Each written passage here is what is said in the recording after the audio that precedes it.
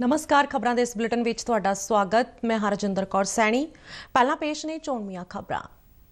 प्रधानमंत्री वालों देश विच अर्थचारे नूं मजबूती देण अते हरियावल वधाउण वाला पर्यावरण विकसित करन दी लोड़ ते जोर। नरेंद्र मोदी ने 12 किलोमीटर लंबे पुणे मैट्रो रेल प्रोजैक्ट के हिस्से का उद्घाटन किया। ऑपरेशन गंगा तहत यूक्रेन विच फसे भारतीयों नूं वतन वापस लियाउण दा सिलसिला जारी। उत्तर प्रदेश विधानसभा चोणां लई 7वें अते आखिरी गेड़ तहत भलके वोटां पाईआं जाणगीआं। BSF खासा हैडकुआटर विखे एक जवान वालों अन्नेवाह फायरिंग, सतेपा नामी दोषी समेत 5 जवानां दी मौत। ब्राजील विच होण वालीआं डेफ ओलंपिक्स खेडां लई पंजाब दे बठिंडा दी वसनीक श्रेया सिंगला बैडमिंटन लई चुनी गई। महिला क्रिकेट विश्व कप विच भारत ने पाकिस्तान नूं 107 दौड़ां दे फर्क नाल हराया।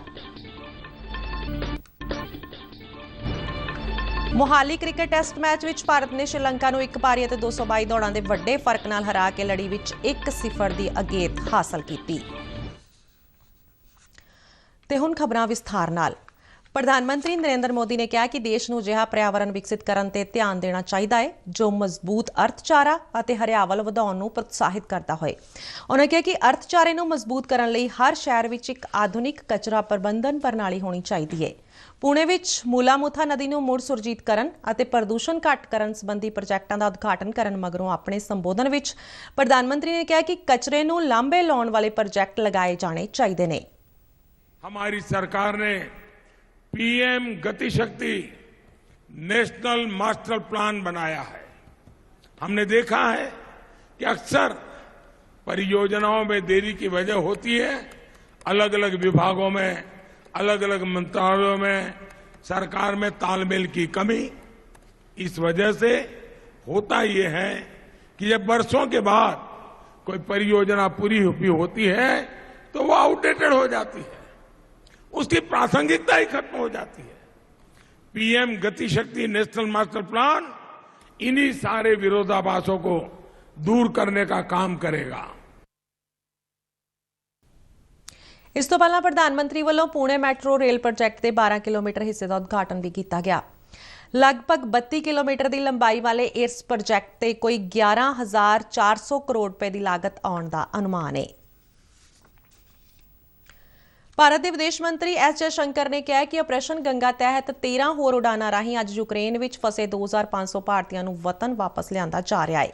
यूक्रेन युद्ध संकट दरमियान भारतीयों नूं लैके एयर इंडिया का एक विशेष जहाज अज तड़के मुंबई पुज्जा। भारत सरकार वालों चलाए जा रहे ऑपरेशन गंगा तहत 182 भारती इस उड़ान राही वतन परते ने, जिन्हां विच ज्यादातर यूक्रेन विच पढ़ाई करन वाले विद्यार्थी ने। इन्हां नूं रोमानिया की राजधानी बुखारेस्ट तो लिआंदा गया है। पंचायती राज बारे केंद्रीय मंत्री कपिल पाटल ने मुंबई हवाई अड्डे ते इन्हां भारतीयों का स्वागत किया। इस तो इलावा भारतीय हवाई सेना का C-17 जहाज यूक्रेन विच फसे 210 भारतीय नागरिकों नूं लैके अज सवेरे दिल्ली नेड़े हिडन हवाई अड्डे पहुंचिया। ऑपरेशन गंगा तहत हुण तक यूक्रेन नाल लगदे मुल्कां तो 13,000 तो वध भारती वतन परते ने। इस दौरान भारत यूक्रेन तो विद्यार्थियों की वापसी नाल संबंधित अधिकारियों नाल लगातार संपर्क विच है। यूक्रेन स्थित भारतीय दूतघर अनुसार पिशोचिन तो सारे भारतीयों नूं सुरक्षित कढ लिया गया है। दूतघर ने एक ट्वीट विच कहा कि अपने सारे नागरिकों की सुरक्षित वापसी भारत की सर्वोच्च तरजीह है। उत्तर प्रदेश विधानसभा चोणां लई 7वें अते आखिरी गेड़ तहत भलके वोटां पाईआं जाणगीआं। मतदान लई सारियां तैयारियां मुकम्मल कर लईआं गईआं ने। इस गेड़ दौरान सूबे दे 9 ਜ਼ਿਲ੍ਹਿਆਂ ਵਿੱਚ ਪੈਂਦੇ 54 ਵਿਧਾਨਸਭਾ ਹਲਕਿਆਂ ਵਿੱਚ ਵੋਟਾਂ ਪਾਈਆਂ ਜਾਣੀਆਂ ਨੇ, ਜਿਸ ਦੌਰਾਨ ਇਹਨਾਂ ਹਲਕਿਆਂ ਦੇ ਵੋਟਰਾਂ ਵੱਲੋਂ ਚੋਣ ਮੈਦਾਨ ਵਿੱਚ ਨਿਤਰੇ 613 ਉਮੀਦਵਾਰਾਂ ਦੀ ਕਿਸਮਤ ਦਾ ਫੈਸਲਾ EVM ਮਸ਼ੀਨਾਂ ਵਿੱਚ ਬੰਦ ਕਰ ਦਿੱਤਾ ਜਾਏਗਾ। ਪੰਜਾਬ ਸਮੇਤ 5 ਸੂਬਿਆਂ ਵਿੱਚ ਵਿਧਾਨਸਭਾ ਚੋਣਾਂ ਦਾ ਅਮਲ ਮੁਕੰਮਲ ਹੋਣ ਦੇ ਨੇੜੇ ਇਹਨਾਂ ਸਾਰੇ ਸੂਬਿਆਂ ਵਿੱਚ ਗਿਣਤੀ ਇੱਕੋ ਹੀ ਦਿਨ 10 ਮਾਰਚ ਨੂੰ ਹੋਏਗੀ। ਅੰਮ੍ਰਿਤਸਰ ਜ਼ਿਲ੍ਹੇ ਵਿੱਚ ਪੈਂਦੇ BSF ਦੇ ਖਾਸਾ ਹੈਡਕੁਆਟਰ ਵਿਖੇ ਡਿਊਟੀ ਤੇ ਤੈਨਾਤ ਇੱਕ ਜਵਾਨ ਵੱਲੋਂ ਕੀਤੀ ਅੰਨੇਵਾਹ ਫਾਇਰਿੰਗ ਵਿੱਚ 6 ਜਵਾਨ ਗੰਭੀਰ ਜ਼ਖਮੀ ਹੋਏ, ਜਿਨ੍ਹਾਂ ਵਿੱਚੋਂ ਬਾਅਦ ਵਿੱਚ ਦੋਸ਼ੀ ਜਵਾਨ ਸਮੇਤ 5 ਜਵਾਨਾਂ ਦੀ ਮੌਤ ਹੋ ਗਈ। ਜਲੰਧਰ ਸਥਿਤ BSF ਪੰਜਾਬ ਫਰੰਟੀਅਰ ਹੈਡਕੁਆਟਰ ਦੇ ਸੂਤਰਾਂ ਅਨੁਸਾਰ ਖਾਸਾ ਹੈਡਕੁਆਟਰ ਵਿੱਚ ਤੈਨਾਤ 144 ਬਟਾਲੀਅਨ ਦੇ ਸਤੇਪਾ ਨਾਮੀ ਜਵਾਨ ਵੱਲੋਂ ਆਪਣੇ ਸਾਥੀਆਂ ਤੇ ਅੰਨੇਵਾਹ ਗੋਲੀਆਂ ਚਲਾਈਆਂ ਗਈਆਂ। ਇਸ ਘਟਨਾ ਵਿੱਚ ਇੱਕ ਜ਼ਖਮੀ ਇੱਕ ਜਵਾਨ ਦੀ ਹਾਲਤ ਨਾਜ਼ੁਕ ਦੱਸੀ ਜਾ ਰਹੀ ਹੈ। BSF अधिकारी अनुसार इस घटना के कारणों का पता लगाने लई जांच के हुक्म दिते गए ने। ਕੌਮਾਂਤਰੀ ਸਰਹੱਦ ਤੇ ਪਾਕਿਸਤਾਨ ਵਾਲੇ ਪਾਸਿਓਂ ਡਰੋਨਾਂ ਰਾਹੀਂ ਭਾਰਤੀ ਖੇਤਰ ਅੰਦਰ ਘੁਸਪੈਠ ਕਰਨ ਦੀਆਂ ਘਟਨਾਵਾਂ ਲਗਾਤਾਰ ਜਾਰੀ ਨੇ। ਪਠਾਨਕੋਟ ਜ਼ਿਲ੍ਹੇ ਨਾਲ ਲੱਗਦੀ ਅੰਤਰਰਾਸ਼ਟਰੀ ਸਰਹੱਦ ਦੇ ਬਮਿਆਲ ਸੈਕਟਰ ਵਿੱਚ BSF ਵੱਲੋਂ ਡਰੋਨ ਗਤੀਵਿਧੀ ਵੇਖੀ ਗਈ। BSF ਦੀ 121ਵੀਂ ਬਟਾਲੀਅਨ ਦੇ ਜਵਾਨਾਂ ਨੇ ਬੀਤੀ ਰਾਤ ਕੋਈ 12:40 ਤੇ ਪਾਕਿਸਤਾਨ ਵਾਲੇ ਪਾਸਿਓਂ ਆ ਰਹੀ ਡਰੋਨ ਦੀ ਆਵਾਜ਼ ਸੁਣੀ ਅਤੇ ਉਸ ਪਾਸੇ ਵੱਲ ਫਾਇਰਿੰਗ ਕੀਤੀ, ਜਿਸ ਮਗਰੋਂ ਡਰੋਨ ਦੀ ਆਵਾਜ਼ ਬੰਦ ਹੋ ਗਈ। BSF ਅਧਿਕਾਰੀ ਅਨੁਸਾਰ ਬੀਤੇ ਸ਼ਨੀਵਾਰ ਵੀ ਦੁਪਹਿਰ ਕੋਈ 12:15 ਵਜੇ 4 ਅਤੇ 5 ਨੰਬਰ ਪਿੱਲਰ ਵਿਚਾਲੇ ਪਾਕਿਸਤਾਨੀ ਡਰੋਨ ਹਰਕਤ ਦੇਖੀ ਗਈ। ਡਿਊਟੀ ਤੇ ਤੈਨਾਤ ਜਵਾਨਾਂ ਵੱਲੋਂ ਫਾਇਰਿੰਗ ਕੀਤੇ ਜਾਣ ਮਗਰੋਂ ਇਸ ਡਰੋਨ ਦੀ ਆਵਾਜ਼ ਆਉਣੀ ਬੰਦ ਹੋ ਗਈ। ਡਰੋਨ ਗਤੀਵਿਧੀਆਂ ਦੀਆਂ ਇਹਨਾਂ ਘਟਨਾਵਾਂ ਮਗਰੋਂ BSF ਵੱਲੋਂ ਉਸ ਖੇਤਰ ਵਿੱਚ ਤਲਾਸ਼ੀ ਮੁਹਿੰਮ ਸ਼ੁਰੂ ਕਰ ਦਿੱਤੀ ਗਈ ਹੈ। ਅਧਿਕਾਰੀਆਂ ਦਾ ਕਹਿਣਾ ਹੈ ਕਿ ਅਜੇ ਤੱਕ ਕੋਈ ਬਰਾਮਦਗੀ ਨਹੀਂ ਹੋਈ ਹੈ। ਆਜ਼ਾਦੀ ਕਾ ਅੰਮ੍ਰਿਤ ਮਹਾਉਤਸਵ ਨੂੰ ਸਮਰਪਿਤ ਆਜ਼ਾਦੀ ਕਾ ਸਫ਼ਰ ਤਹਿਤ ਅਸੀਂ ਭਾਰਤ ਦੀ ਆਜ਼ਾਦੀ ਵਿੱਚ ਯੋਗਦਾਨ ਪਾਉਣ ਵਾਲੇ ਵੱਖ-ਵੱਖ ਮੰਨੇ-ਪ੍ਰਮੰਨੇ ਅਤੇ ਗੁਮਨਾਮ ਆਜ਼ਾਦੀ ਸੰਗਰਾਮੀਆਂ ਦੇ ਜੀਵਨ ਦੇ ਪਹਿਲੂਆਂ ਤੋਂ ਤੁਹਾਨੂੰ ਜਾਣੂ ਕਰਵਾਉਂਦੇ ਹਾਂ।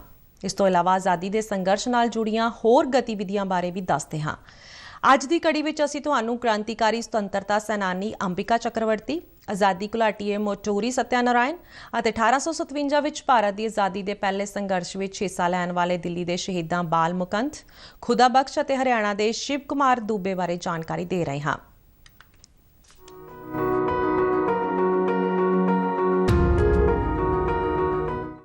ਅੱਜ ਦੀ ਕੜੀ ਵਿੱਚ ਅਸੀਂ ਕ੍ਰਾਂਤੀਕਾਰੀ ਸੁਤੰਤਰਤਾ ਸੈਨਾਨੀ ਅੰਬਿਕਾ ਚੱਕਰਵਰਤੀ ਨੂੰ ਯਾਦ ਕਰ ਰਹੇ ਹਾਂ, ਜਿਨ੍ਹਾਂ ਦਾ ਦੇਹਾਂਤ 6 ਮਾਰਚ 1962 ਨੂੰ ਹੋਇਆ ਸੀ। ਉਹ ਭਾਰਤੀ ਰਿਪਬਲਿਕਨ ਆਰਮੀ ਦੇ ਮੈਂਬਰ ਸਨ, ਜਿਸ ਦੀ ਅਗਵਾਈ ਮਾਸਟਰ ਦਾ ਸੂਰਿਆ ਸੇਨ ਕਰ ਰਹੇ ਸਨ। ਬਾਅਦ ਵਿੱਚ ਉਹ ਚਟਗਾਂਵ ਜੁਗਾਂਤਰ ਪਾਰਟੀ ਦੇ ਮੈਂਬਰ ਬਣੇ। ਅੰਬਿਕਾ ਚੱਕਰਵਰਤੀ ਨੇ 18 ਅਪ੍ਰੈਲ 1930 ਨੂੰ ਆਜ਼ਾਦੀ ਘੁਲਾਟੀਆਂ ਦੇ ਇੱਕ ਗਰੁੱਪ ਦੀ ਅਗਵਾਈ ਕੀਤੀ, ਜਿਸ ਨੇ ਚਟਗਾਂਵ ਖੇਤਰ ਵਿੱਚ ਪੂਰੀ ਸੰਚਾਰ ਪ੍ਰਣਾਲੀ ਨੂੰ ਨੁਕਸਾਨਿਆ ਸੀ। 22 ਅਪ੍ਰੈਲ 1930 ਨੂੰ ਜਲਾਲਾਬਾਦ ਵਿੱਚ ਬਰਤਾਨਵੀ ਭਾਰਤੀ ਫੌਜ ਦੇ ਨਾਲ ਹੋਏ ਮੁਕਾਬਲੇ ਦੌਰਾਨ ਉਹ ਗੰਭੀਰ ਰੂਪ ਵਿੱਚ ਜ਼ਖਮੀ ਹੋ ਗਏ ਸਨ, ਪਰ ਭੱਜਣ 'ਚ ਕਾਮਯਾਬ ਰਹੇ ਸਨ। ਕੁਝ ਮਹੀਨਿਆਂ ਬਾਅਦ ਅੰਬਿਕਾ ਚੱਕਰਵਰਤੀ ਨੂੰ ਬਰਤਾਨਵੀ ਪੁਲਿਸ ਨੇ ਉਹਨਾਂ ਦੇ ਲੁਕਣ ਟਿਕਾਣੇ ਤੋਂ ਗ੍ਰਿਫਤਾਰ ਕਰ ਲਿਆ। ਉਹਨਾਂ 'ਤੇ ਮੁਕੱਦਮਾ ਚਲਾਇਆ ਗਿਆ, ਜਿਸ ਦੌਰਾਨ ਉਹਨਾਂ ਨੂੰ ਮੌਤ ਦੀ ਸਜ਼ਾ ਸੁਣਾਈ ਗਈ। ਬਾਅਦ ਵਿੱਚ ਮੌਤ ਦੀ ਸਜ਼ਾ ਨੂੰ ਉਮਰ ਕੈਦ ਵਿੱਚ ਬਦਲ ਦਿੱਤਾ ਗਿਆ ਅਤੇ ਉਹਨਾਂ ਨੂੰ ਪੋਰਟ ਬਲੇਅਰ ਦੀ ਸੈਲੂਲਰ ਜੇਲ੍ਹ ਵਿੱਚ ਭੇਜ ਦਿੱਤਾ ਗਿਆ। ਆਜ਼ਾਦੀ ਤੋਂ ਬਾਅਦ ਅੰਬਿਕਾ ਚੱਕਰਵਰਤੀ ਨੇ ਸਿਆਸਤ ਵਿੱਚ ਦਾਖਲਾ ਹਾਸਲ ਕੀਤਾ ਅਤੇ 1962 ਵਿੱਚ ਆਪਣੀ ਮੌਤ ਤੱਕ ਲੋਕਾਂ ਦੀ ਸੇਵਾ ਜਾਰੀ ਰੱਖੀ। ਅਸੀਂ ਇਸ ਮਹਾਨ ਰਾਸ਼ਟਰਵਾਦੀ ਨੂੰ ਸਲਾਮ ਕਰਦੇ ਹਾਂ। ਅਸੀਂ ਆਜ਼ਾਦੀ ਘੁਲਾਟੀਏ ਮੋਟੂਰੀ ਸਤਿਆਨਾਰਾਇਣ ਨੂੰ ਵੀ ਯਾਦ ਕਰ ਰਹੇ ਹਾਂ, ਜਿਨ੍ਹਾਂ ਦਾ ਦੇਹਾਂਤ 6 ਮਾਰਚ 1995 ਨੂੰ ਹੋਇਆ ਸੀ। ਇੱਕ ਉਤਸ਼ਾਹੀ ਗਾਂਧੀਵਾਦੀ ਮੋਟੂਰੀ ਨੇ 1942 ਦੇ ਭਾਰਤ ਛੱਡੋ ਅੰਦੋਲਨ ਵਿੱਚ ਹਿੱਸਾ ਲਿਆ ਸੀ। ਭਾਰਤ ਦੇ ਆਜ਼ਾਦ ਹੋਣ ਤੋਂ ਬਾਅਦ ਮੋਟੂਰੀ 1948 ਤੋਂ 50 ਤੱਕ ਸੰਵਿਧਾਨ ਸਭਾ ਦੇ ਮੈਂਬਰ ਰਹੇ। ਉਹਨਾਂ ਨੇ ਭਾਰਤ ਦੇ ਸੰਵਿਧਾਨ ਦੀ ਭਾਸ਼ਾ ਸੈਕਸ਼ਨ ਕਮੇਟੀ ਦੇ ਮੈਂਬਰ ਦੇ ਤੌਰ 'ਤੇ ਆਪਣੀਆਂ ਸੇਵਾਵਾਂ ਦਿੱਤੀਆਂ।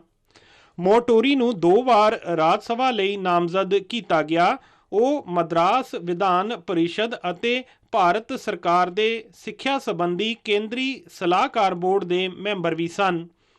ਮੋਟੂਰੀ ਨੇ 1936 ਤੋਂ 1961 ਤੱਕ ਦੱਖਣੀ ਭਾਰਤ ਵਿੱਚ ਹਿੰਦੀ ਭਾਸ਼ਾ ਨੂੰ ਹੱਲਾਸ਼ੇਰੀ ਦੇਣ ਲਈ ਵੱਧ ਚੜ੍ਹ ਕੇ ਕੰਮ ਕੀਤਾ। ਦੱਖਣ ਭਾਰਤ ਹਿੰਦੀ ਪ੍ਰਚਾਰ ਸਭਾ 'ਚ ਸ਼ਾਮਲ ਹੋਏ ਅਤੇ ਕੁਝ ਸਮੇਂ ਤੱਕ ਸੰਗਠਨ ਦੇ ਸਕੱਤਰ ਅਤੇ ਮਗਰੋਂ ਪ੍ਰਧਾਨ ਸਕੱਤਰ ਬਣੇ। ਉਹ ਹਿੰਦੀ ਪ੍ਰਚਾਰਕ, ਹਿੰਦੀ ਪ੍ਰਚਾਰ ਸਮਾਚਾਰ ਅਤੇ ਦੱਖਣੀ ਭਾਰਤ ਦੇ ਸੰਪਾਦਕ ਸਨ। ਉਹਨਾਂ ਨੇ ਮਦਰਾਸ ਦੀ ਦੱਖਣ ਭਾਰਤ ਹਿੰਦੀ ਪ੍ਰਚਾਰ ਸਭਾ ਸਮੇਤ ਪੂਰੇ ਭਾਰਤ 'ਚ ਕਈ ਸੰਸਥਾਵਾਂ ਦਾ ਗਠਨ ਕੀਤਾ। ਉਹ ਮਦਰਾਸ ਅਤੇ ਹੈਦਰਾਬਾਦ ਦੀ ਤੇਲਗੂ ਭਾਸ਼ਾ ਕਮੇਟੀ ਦੇ ਸੰਸਥਾਪਕ ਸਕੱਤਰ ਵੀ ਰਹੇ। ਮੋਟੂਰੀ ਨੂੰ 1954 ਵਿੱਚ ਪਦਮ ਸ਼੍ਰੀ ਅਤੇ 1962 ਵਿੱਚ ਪਦਮ ਭੂਸ਼ਣ ਨਾਲ ਸਨਮਾਨਿਤ ਕੀਤਾ ਗਿਆ ਸੀ। ਆਂਧਰਾ ਯੂਨੀਵਰਸਿਟੀ ਨੇ ਉਹਨਾਂ ਨੂੰ 1977 ਵਿੱਚ ਕਲਾ ਭਰਪੂਰਨ ਪੁਰਸਕਾਰ ਨਾਲ ਸਨਮਾਨਿਤ ਕੀਤਾ। ਇਸ ਮਹਾਨ ਭਾਰਤੀ ਨੂੰ ਸਾਡਾ ਨਮਨ। ਅਸੀਂ ਦਿੱਲੀ ਦੇ ਸ਼ਹੀਦਾਂ ਬਾਲ ਮੁਕੰਦ ਅਤੇ ਖੁਦਾ ਬਖਸ਼ ਅਤੇ ਹਰਿਆਣਾ ਦੇ ਸ਼ਿਵ ਗੁਲਾਮ ਦੂਬੇ ਨੂੰ ਵੀ ਯਾਦ ਕਰ ਰਹੇ ਹਾਂ, ਜਿਨ੍ਹਾਂ ਨੇ 1857 ਵਿੱਚ ਭਾਰਤ ਦੀ ਆਜ਼ਾਦੀ ਦੇ ਪਹਿਲੇ ਸੰਘਰਸ਼ ਵਿੱਚ ਹਿੱਸਾ ਲਿਆ ਸੀ। ਇਹਨਾਂ ਨੂੰ 6 ਮਾਰਚ 1858 ਨੂੰ ਫਾਂਸੀ ਦੇ ਦਿੱਤੀ ਗਈ ਸੀ। ਅਸੀਂ ਭਾਰਤ ਦੇ ਇਹਨਾਂ ਮਹਾਨ ਸਪੂਤਾਂ ਨੂੰ ਸਲਾਮ ਕਰਦੇ ਹਾਂ।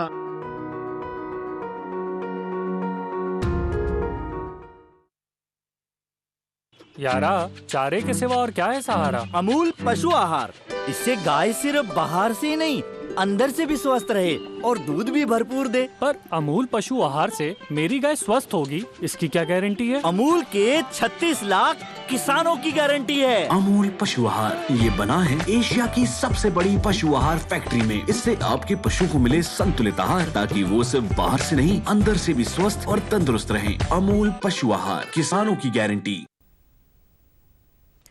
ਚੰਡੀਗੜ੍ਹ ਦਾ ਪੀਜੀਆਈ 7 ਮਾਰਚ ਤੋਂ ਆਪਣੀ ਫਿਜ਼ੀਕਲ ਓਪੀਡੀ ਦੀਆਂ ਸੇਵਾਵਾਂ ਵਿੱਚ ਵਾਧਾ ਕਰਨ ਜਾ ਰਿਹਾ ਹੈ, ਜਿਸ ਦੇ ਮੁਤਾਬਕ ਭਲਕੇ ਤੋਂ ਪੀਜੀਆਈ ਵਿੱਚ ਫਿਜ਼ੀਕਲ ਓਪੀਡੀ ਰਜਿਸਟ੍ਰੇਸ਼ਨ ਦਾ ਸਮਾਂ ਸਵੇਰੇ 8 ਵਜੇ ਤੋਂ 10 ਵਜੇ ਤੱਕ ਹੋਏਗਾ ਅਤੇ ਇਸ ਦੇ ਨਾਲ ਹੀ ਸਵੇਰੇ 10:30 ਵਜੇ ਤੋਂ 11:30 ਵਜੇ ਤੱਕ ਈਐਨਟੀ ਅਤੇ ਫੇਫੜਿਆਂ ਦੇ ਕੈਂਸਰ ਕਲੀਨਿਕ ਦੀ ਟੈਲੀ ਕੰਸਲਟੇਸ਼ਨ ਕੀਤੀ ਜਾਏਗੀ।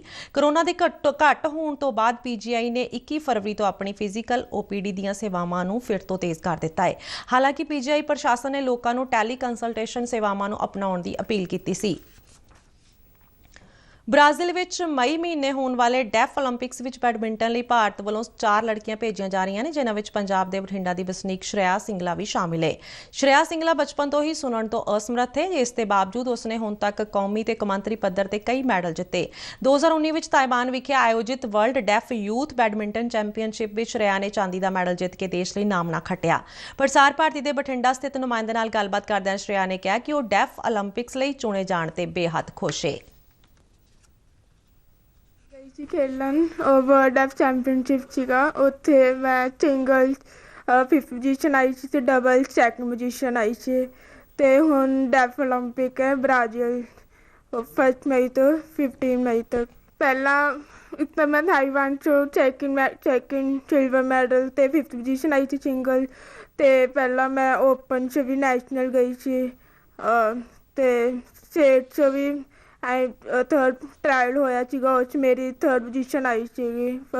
ਫਿਰ 5 ਪਲੇਅਰ ਲੈ ਕੇ ਜਾਣਾ ਸੀ, ਉਹਨਾਂ ਤੀਜੇ ਪੋਜੀਸ਼ਨ 'ਚ ਆ ਗਈ ਸੀ ਮੈਂ। ਬਹੁਤ ਖੁਸ਼ੀ ਹੈ, ਬਸ ਆਏ ਥੋੜ੍ਹੀ ਹੋਰ ਮਿਹਨਤ ਕਰਨੀ ਹੈ, ਥੋੜ੍ਹਾ ਹੋਰ ਅੱਗੇ। ਫਖਰ ਮਹਿਸੂਸ ਹੁੰਦਾ ਜੀ, ਪਰ ਹੋਰ ਜ਼ਿਆਦਾ ਫਖਰ ਮਹਿਸੂਸ ਹੋਊਗਾ ਜੇ ਇਹ 올림픽 'ਚੋਂ ਮੈਡਲ ਜਿੱਤ ਕੇ ਲੈ ਕੇ ਆਵੇ ਤਾਂ ਜੀ। ਪਰ ਬਹੁਤ ਮਿਹਨਤ ਕੀਤੀ ਹੈ, ਪਰਮਾਤਮਾ ਨੂੰ ਇਹਦੀ ਮਿਹਨਤ ਦਾ ਫਲ ਦਊਗਾ ਜੀ। ਇੱਕ ਜੀਵਨ ਦਾ ਸੁਪਨਾ ਪਲੇਅਰ ਦਾ ਵੀ ਹੁੰਦਾ ਅਤੇ ਮਾਂ ਬਾਪ ਨੇ ਜਦੋਂ ਉਸ 'ਤੇ ਮਿਹਨਤ ਕੀਤੀ ਹੁੰਦੀ ਹੈ, ਉਹਨਾਂ ਦਾ ਸੁਪਨਾ ਉਸ ਤੋਂ ਪਹਿਲਾਂ ਹੁੰਦਾ ਵੀ ਬੱਚਾ ਸਾਡਾ ਉਚਾਈਆਂ ਨੂੰ ਛੂਹੇ। ਅਤੇ ਮੈਨੂੰ ਬਹੁਤ ਖੁਸ਼ੀ ਦੀ ਹੋ ਰਹੀ ਹੈ ਵੀ 올림픽 'ਚ ਸਿਰਫ 4। ਸ਼੍ਰੇਆ ਸਿੰਗਲਾ ਦੇ ਘਰ ਵਿੱਚ ਖੁਸ਼ੀ ਦਾ ਮਾਹੌਲ ਹੈ। ਉਸਦੇ ਪਿਤਾ ਦਵਿੰਦਰ ਕੁਮਾਰ ਸਿੰਗਲਾ ਦਾ ਕਹਿਣਾ ਹੈ ਕਿ ਸ਼੍ਰੇਆ ਦੀ ਮਿਹਨਤ ਰੰਗ ਲਿਆਏਗੀ ਅਤੇ ਉਹ ਇਹਨਾਂ ਖੇਡਾਂ ਵਿੱਚ ਦੇਸ਼ ਲਈ ਮੈਡਲ ਜ਼ਰੂਰ ਜਿੱਤੇਗੀ। ਉਧਰ ਮਹਿਲਾ ਕ੍ਰਿਕਟ ਵਿਸ਼ਵ ਕੱਪ ਵਿੱਚ ਅੱਜ ਭਾਰਤ ਨੇ ਪਾਕਿਸਤਾਨ ਨੂੰ 107 ਦੌੜਾਂ ਦੇ ਵੱਡੇ ਫਰਕ ਨਾਲ ਮਾਤ ਦਿੱਤੀ। ਨਿਊਜ਼ੀਲੈਂਡ ਦੇ ਮਾਊਂਟ ਗੈਲੋਈ ਵਿੱਚ ਖੇਡੇ ਗਏ ਇਸ ਮੈਚ ਵਿੱਚ ਭਾਰਤੀ ਮਹਿਲਾ ਕ੍ਰਿਕਟ ਟੀਮ ਨੇ ਟਾਸ ਜਿੱਤ ਕੇ ਪਹਿਲਾਂ ਬੱਲੇਬਾਜ਼ੀ ਦਾ ਫੈਸਲਾ ਕੀਤਾ ਅਤੇ ਮਿੱਥੇ 50 ਓਵਰਾਂ ਵਿੱਚ 7 ਖਿਡਾਰੀਆਂ ਪਿੱਛੇ 244 ਦੌੜਾਂ ਬਣਾਈਆਂ। ਪੂਜਾ ਵਸਤਰਾਕਰ ਨੇ ਸਭ ਤੋਂ ਵੱਧ 67 ਦੌੜਾਂ ਦਾ ਯੋਗਦਾਨ ਪਾਇਆ। ਸਨੇਹ ਰਾਣਾ ਨੇ 53, ਸਮ੍ਰਿਤੀ ਮੰਧਾਨਾ ਨੇ 52 ਤੇ ਦੀਪਤੀ ਸ਼ਰਮਾ ਨੇ 40 ਦੌੜਾਂ ਬਣਾਈਆਂ। ਜਿੱਤ ਲਈ 245 ਦੌੜਾਂ ਦੇ ਟੀਚੇ ਦਾ ਪਿੱਛਾ ਕਰਦਿਆਂ ਪਾਕਿਸਤਾਨ ਦੀ ਸਾਰੀ ਟੀਮ 43ਵੇਂ ਓਵਰਾਂ ਵਿੱਚ 137 ਦੌੜਾਂ ਬਣਾ ਕੇ ਆਊਟ ਹੋ ਗਈ। ਭਾਰਤ ਦੀ ਤਰਫੋਂ ਰਾਜੇਸ਼ਵਰੀ ਗਾਇਕਵਾੜ ਨੇ 4, ਝੋਲਨ ਗੋਸਵਾਮੀ ਅਤੇ ਸਨੇਹ ਰਾਣਾ ਨੇ 2-2, ਜਦਕਿ ਦੀਪਤੀ ਸ਼ਰਮਾ ਤੇ ਮੇਘਨਾ ਸਿੰਘ ਨੇ 1-1 ਵਿਕਟ ਲਈ। ਮਹਿਲਾ ਕ੍ਰਿਕਟ ਵਿਸ਼ਵ ਕੱਪ ਵਿੱਚ ਭਾਰਤ ਦਾ ਅਗਲਾ ਮੈਚ 10 ਮਾਰਚ ਨੂੰ ਹੈਮਿਲਟਨ ਵਿਖੇ ਮੇਜ਼ਬਾਨ ਨਿਊਜ਼ੀਲੈਂਡ ਮਹਿਲਾ ਕ੍ਰਿਕਟ ਟੀਮ ਨਾਲ ਹੋਏਗਾ। ਭਾਰਤ ਨੇ ਮੌਜੂਦਾ ਕ੍ਰਿਕਟ ਟੈਸਟ ਮੈਚ ਦੀ ਲੜੀ ਦੇ ਪਹਿਲੇ ਮੈਚ ਵਿੱਚ ਸ਼੍ਰੀਲੰਕਾ ਨੂੰ 1 ਪਾਰੀ ਅਤੇ 222 ਦੌੜਾਂ ਦੇ ਵੱਡੇ ਫਰਕ ਨਾਲ ਹਰਾ ਦਿੱਤਾ ਹੈ। ਮੋਹਾਲੀ ਵਿੱਚ ਖੇਡੇ ਗਏ ਇਸ ਮੈਚ ਵਿੱਚ ਭਾਰਤ ਨੇ ਟਾਸ ਜਿੱਤ ਕੇ ਪਹਿਲਾਂ ਬੱਲੇਬਾਜ਼ੀ ਕਰਦਿਆਂ ਆਪਣੀ ਪਹਿਲੀ ਪਾਰੀ ਵਿੱਚ 8 ਖਿਡਾਰੀਆਂ ਪਿੱਛੇ 574 ਦੌੜਾਂ ਦਾ ਵਿਸ਼ਾਲ ਸਕੋਰ ਖੜਾ ਕਰਕੇ ਪਾਰੀ ਸਮਾਪਤੀ ਦਾ ਐਲਾਨ ਕੀਤਾ। ਇਸ ਪਾਰੀ ਵਿੱਚ ਰਵਿੰਦਰ ਜਡੇਜਾ ਨੇ ਸ਼ਾਨਦਾਰ 175 ਦੌੜਾਂ ਦਾ ਯੋਗਦਾਨ ਪਾਇਆ ਅਤੇ ਉਹ ਅੰਤ ਤੱਕ ਆਊਟ ਨਹੀਂ ਹੋਇਆ। ਰਿਸ਼ਭ ਪੰਤ ਨੇ 96, ਆਰ ਅਸ਼ਵਿਨ ਨੇ 61, ਹਨੂਮਾ ਬਿਹਾਰੀ ਨੇ 58, ਜਦਕਿ ਵਿਰਾਟ ਕੋਹਲੀ ਨੇ 45 ਦੌੜਾਂ ਬਣਾਈਆਂ। ਸ਼੍ਰੀਲੰਕਾ ਦੀ ਪਹਿਲੀ ਪਾਰੀ ਦੀ ਕਾਰਗੁਜ਼ਾਰੀ ਬੇਹੱਦ ਖਰਾਬ ਰਹੀ ਅਤੇ ਉਸ ਦੀ ਸਾਰੀ ਟੀਮ 174 ਦੌੜਾਂ ਬਣਾ ਕੇ ਪਵੇਲੀਅਨ ਪਰਤ ਗਈ। ਫਾਲੋ ਆਨ ਕਰਦਿਆਂ ਸ਼੍ਰੀਲੰਕਾ ਦੀ ਦੂਜੀ ਪਾਰੀ ਵੀ ਤਾਸ਼ ਦੇ ਪੱਤਿਆਂ ਵਾਂਗ ਢਹਿ-ਢੇਰੀ ਹੋ ਗਈ। ਭਾਰਤੀ ਗੇਂਦਬਾਜ਼ਾਂ ਨੇ ਸ਼੍ਰੀਲੰਕਾ ਦੀ ਟੀਮ ਨੂੰ 178 ਦੌੜਾਂ ਤੇ ਹੀ ਸਮੇਟ ਦਿੱਤਾ। ਇਸ ਤਰ੍ਹਾਂ ਭਾਰਤ ਨੇ ਸ਼੍ਰੀਲੰਕਾ ਤੋਂ ਇਹ ਮੈਚ 1 ਪਾਰੀ ਅਤੇ 222 ਦੌੜਾਂ ਦੇ ਵੱਡੇ ਫਰਕ ਨਾਲ ਜਿੱਤ ਕੇ 2 ਟੈਸਟ ਮੈਚਾਂ ਦੀ ਲੜੀ ਵਿੱਚ 1-0 ਦੀ ਅਗੇਤ ਹਾਸਲ ਕਰ ਲਈ। ਲੜੀ ਦਾ ਦੂਜਾ ਤੇ ਅੰਤਿਮ ਮੈਚ 12 ਮਾਰਚ ਨੂੰ ਬੰਗਲੁਰੂ ਦੇ ਚਿੰਨਾ ਸਵਾਮੀ ਕ੍ਰਿਕਟ ਸਟੇਡੀਅਮ ਵਿੱਚ ਸ਼ੁਰੂ ਹੋਏਗਾ। ਤੇ ਇਸ ਨਾਲ ਹੀ ਖਬਰਾਂ ਦਾ ਬੁਲੇਟਿਨ ਖਤਮ ਹੁੰਦਾ ਹੈ। ਇਜਾਜ਼ਤ ਦਿਓ। ਧੰਨਵਾਦ।